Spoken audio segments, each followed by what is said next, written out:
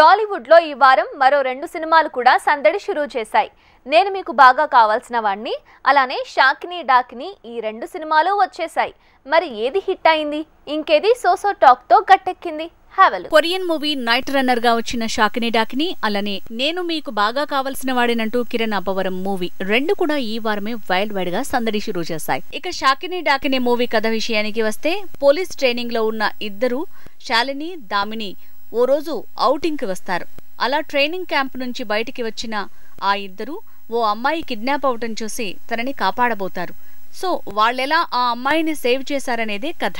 శాలిని పాత్రలో నివేద, దామినా పాత్రలో రెజీనా పాతుకుపోయారు. సుధీర్ వర్మ మేకింగ్ ఆకట్టుకునేలా ఉంది. కాకపోతే ట్విస్టులు లేక ప్లెయిన్ గా ఉండటం మైనస్ అయిందంటున్నారు. ఫ్లాట్ స్క్రీన్ ప్లే కొంప ముంచేలా ఉందనేస్తున్నారు. నేను మీకు బాగా కావలసిన వాడిని కథ విషయానికి వస్తే, ఓ సాఫ్ట్వేర్ లవ్ ఫెయిల్యూర్ లేడీ మరో లవ్ ఫెయిల్యూర్ అయిన హీరోతో ప్రేమలో పట్టం అన్న కాన్సెప్ట్ తో వచ్చింది నేను మీకు బాగా కావలసిన వాడిని మూవీ.